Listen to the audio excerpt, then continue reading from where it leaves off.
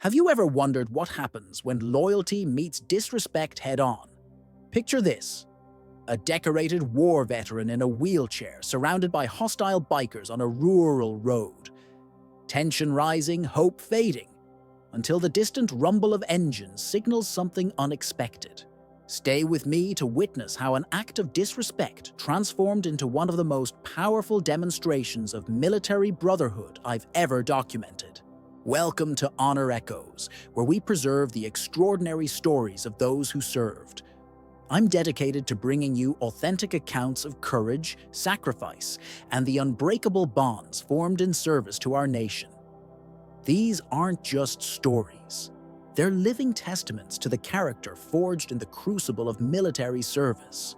Before we dive into today's remarkable encounter between a wheelchair-bound veteran, a troublesome biker gang, and the brothers-in-arms who refuse to leave one of their own behind, take a moment to subscribe to Honor Echoes.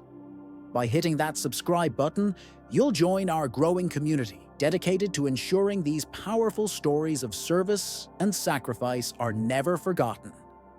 Now, let's travel to the back roads of rural Pennsylvania, where our story begins. The late afternoon sun cast long shadows across Route 29, a winding two-lane highway cutting through the dense forests of rural Pennsylvania. I'd been documenting veteran stories for nearly 5 years by then, but nothing could have prepared me for what I was about to witness that October day in 2019. The air carried that distinct autumn crispness, leaves painted in fiery oranges and deep reds crunching beneath my boots as I set up my camera equipment at the roadside memorial.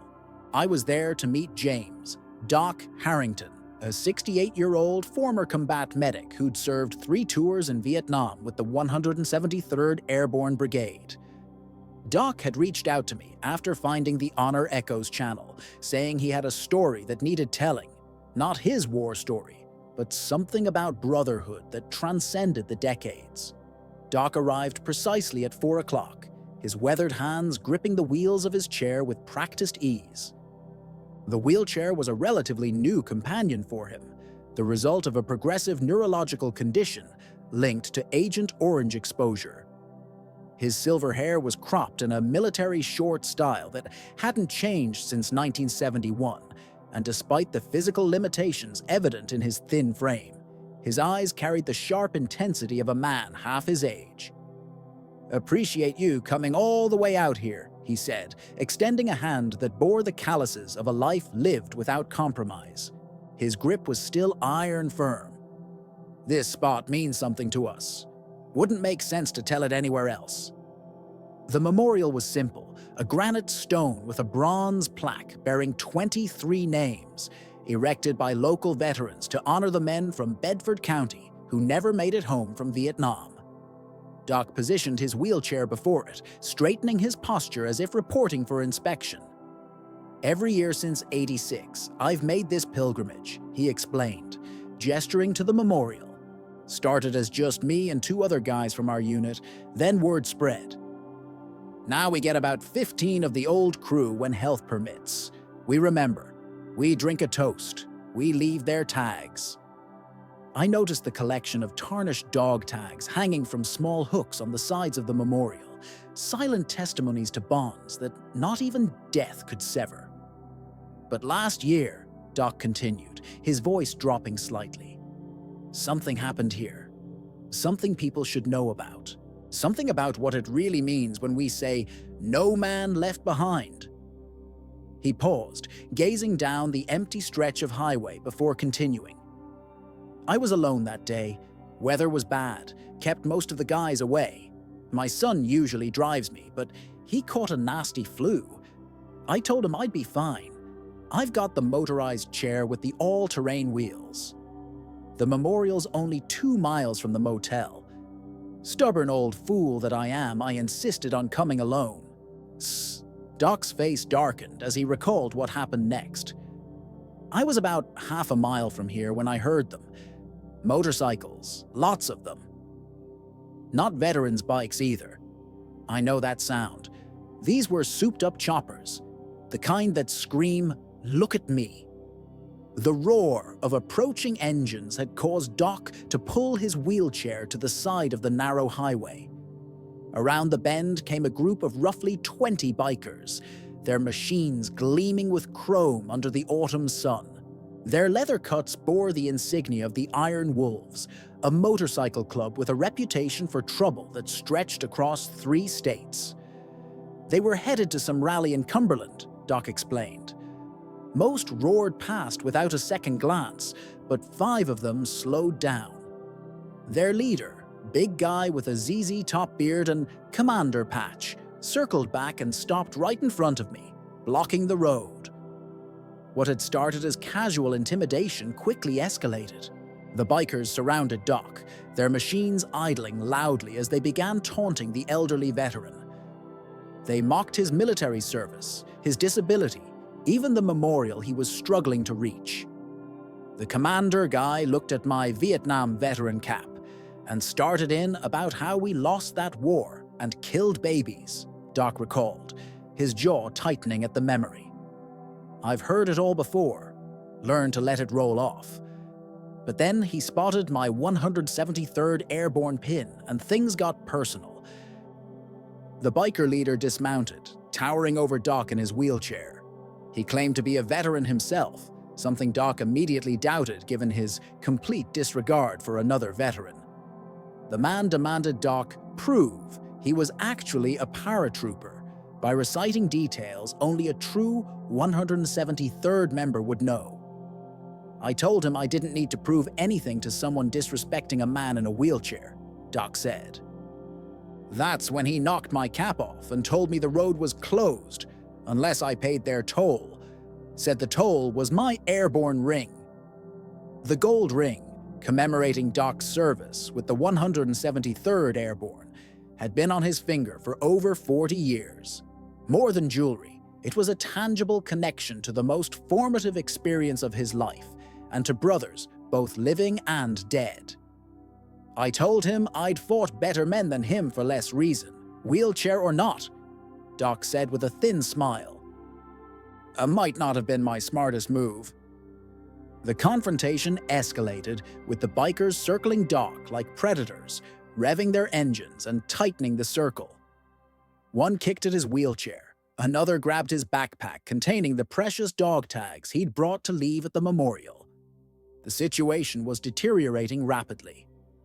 I'm not going to lie, Doc admitted. For the first time in many years, I felt genuinely helpless. Not afraid.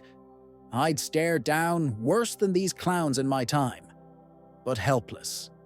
I couldn't move, couldn't reach the memorial that was now in sight, couldn't honor my promise to my fallen brothers.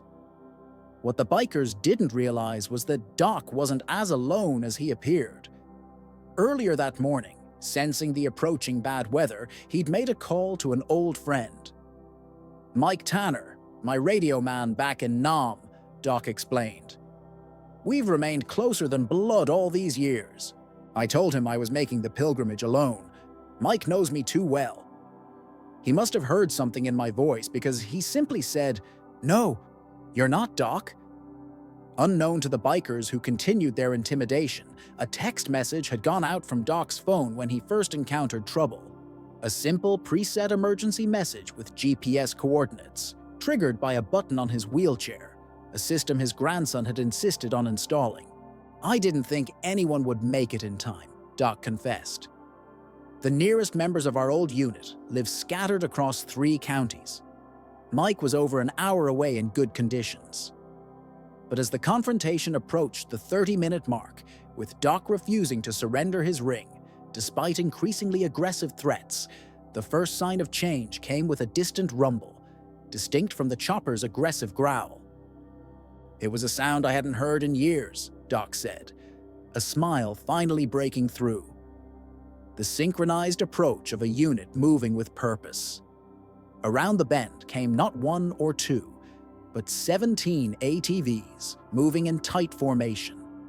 At their head was Mike Tanner, now 70, his white beard whipping in the wind, wearing the same 173rd Airborne cap as Doc. Behind him rode men ranging in age from their late 60s to early 70s, the surviving members of Doc's old platoon, reinforced by Vietnam veterans from other units who lived in the region. The Iron Wolves thought they were tough, Doc said with a chuckle. But they'd never faced men forged in the Ia Drang Valley and the Central Highlands. Men who'd humped through triple canopy jungle carrying 100-pound rucks in 100-degree heat. Men who'd faced down death so many times it had become an old acquaintance. The ATVs formed a precise semicircle around the scene, engines idling in unison. No one spoke as Mike dismounted and walked with deliberate steps toward Doc. The other veterans followed, forming a protective phalanx around their wheelchair-bound brother. Mike didn't say a word at first, Doc recalled. He just straightened my cap that was still on the ground, brushed it off, and placed it back on my head with the respect you'd show a Medal of Honor. The tension was palpable as the elderly veterans, many with their own canes, hearing aids, and physical limitations, faced off against the younger, larger bikers. What the Iron Wolves possessed in brawn, these veterans countered with something far more intimidating: absolute, unflinching resolve. Finally, Mike spoke. Doc continued. This man saved my life in 1969 by carrying me 2 miles through sniper fire after I took shrapnel. The man behind me lost both brothers in that war. The man to my right spent 3 years in a North Vietnamese prison camp. We've all seen things that would turn your bones to water, boy. Now, my friend here is trying to pay respects to our dead brothers, and you're in his way. The Iron Wolves' leader started to respond with bravado, but his voice faltered under the collective gaze of men who had faced authentic horror and emerged intact. One of our guys, Walter Klein, former Special Forces, picked up my bag the bikers had taken and calmly opened it, Doc said. He took out the dog tags one by one, holding them up so the names caught the sunlight. Then he simply said, "These men died for your right to be an ass. The least you can do is move your bikes and let their brother honor them properly." The atmosphere shifted perceptibly. Several of the younger bikers began backing away, suddenly uncomfortable with bullying an elderly veteran under these new circumstances. Their leader, however, was reluctant to back down completely. That's when our ace in the hole arrived, Doc said with evident satisfaction. The distant wail of police sirens signaled the approach of 3 county sheriff vehicles. As it turned out, another member of their unit, who'd become the county sheriff after returning from Vietnam, had also received Doc's emergency signal. Sheriff Colton Matthews had been our platoon's point man in Nam, Doc explained. Always out front, always first into danger. Some things never change. Faced with 17 Vietnam veterans, 3 law enforcement vehicles, and the growing realization they'd chosen the wrong veteran to harass, the Iron Wolves made a reluctant but inevitable decision to withdraw. Their leader tried to save face, claiming they were just having some fun and that I'd misunderstood their intentions, Doc recalled. Sheriff Matthews just stared him down and said, "Son, I've got 3 vehicle registration violations I can see from here, and I'd bet my pension there are outstanding warrants in this group. You want to discuss misunderstandings at the station?"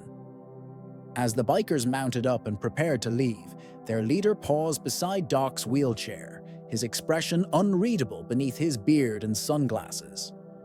"Thought that might be trouble brewing again," Doc admitted. But the man just looked at me for a long moment, then did something unexpected. He removed his own ring, turned out to be some kind of skull design, not military at all, and placed it on the ground beside my wheelchair. "My old man was in Vietnam," the biker said quietly. "Never talked about it. Drank himself to death when I was 12.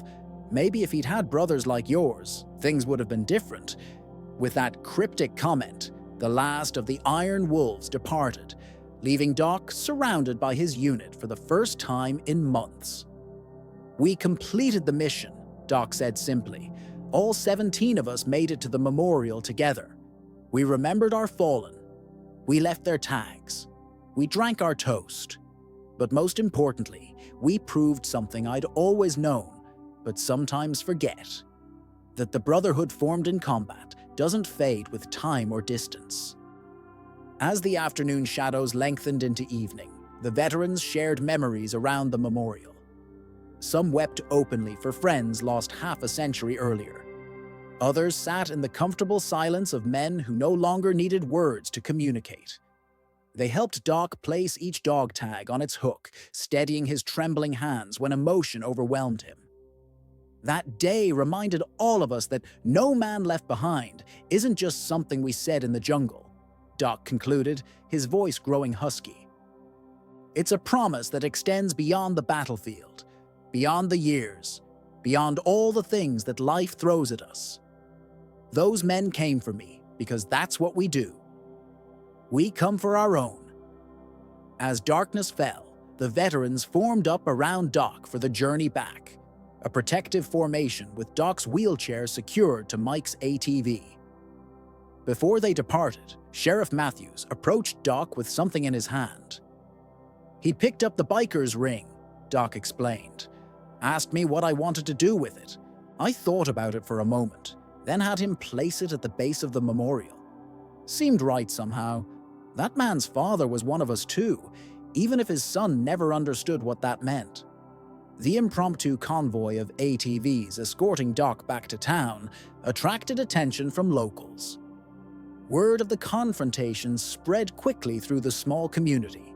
By morning, Doc was surprised to find nearly 100 people gathered outside his motel. Veterans from different eras, their families, and community members coming to express support and gratitude. Most touching was a group of young Iraq and Afghanistan vets who showed up, Doc remembered, emotion finally breaking through his composed exterior. They formed an honor guard around my wheelchair as we had breakfast at the local diner. One of them couldn't have been more than 25, told me, "You showed us what it means to keep faith with your brothers, sir. We won't forget." The following year's memorial visit transformed into something larger. Word had spread through veterans' networks, and over 200 former service members from conflicts spanning Vietnam to Afghanistan converged on the small Bedford County Memorial. Doc led the procession in his wheelchair, flanked by Mike and the surviving members of their unit. Most surprising of all, Doc said, was who was waiting for us at the memorial. Standing respectfully to one side was the Iron Wolves leader from the previous year's confrontation. He was alone, his motorcycle parked at a distance, his demeanor completely transformed. He approached only after everyone else had paid their respects, Doc explained. He told me he'd spent the year learning about his father's service, something he'd avoided his entire life. Discovered his old man had been a door gunner, earned a Silver Star saving his crew when their Huey went down. Said understanding that had changed something in him. The man had brought something with him, his father's dog tags and posthumously awarded Silver Star, which he asked permission to leave at the memorial alongside the others. Brotherhood extends in directions we don't always expect, Doc reflected. That man's father was one of us, which means his son is under our protection too, whether he knew it or not. As our interview concluded and the sun began its descent toward the horizon, Doc looked toward the memorial one last time. People see us old veterans and think our battles are behind us, he said. They don't understand that the most important fight, the fight to remember, to honor, to remain faithful to those bonds, continues every day. What happened here wasn't about a confrontation with some misguided bikers. It was about men keeping a promise made 50 years ago in a jungle halfway around the world. Doc adjusted his Vietnam veteran cap and straightened his shoulders with military precision. As long as one of us draws breath, he said with quiet certainty, no brother will be left behind. Not on the battlefield, not on a country road, not anywhere.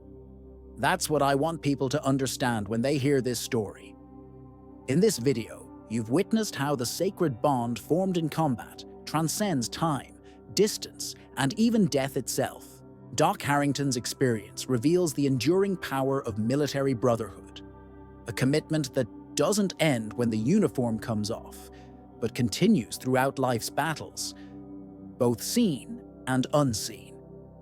The courage displayed that day on a rural Pennsylvania road wasn't about physical confrontation.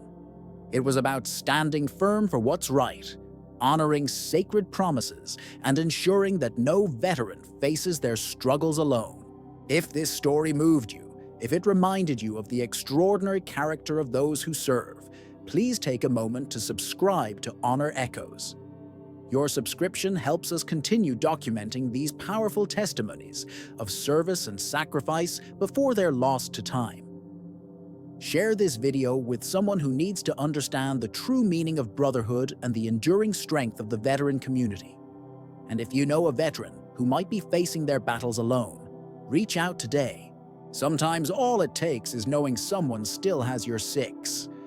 Until next time, this is Honor Echoes, preserving the stories that shaped a nation, one veteran at a time.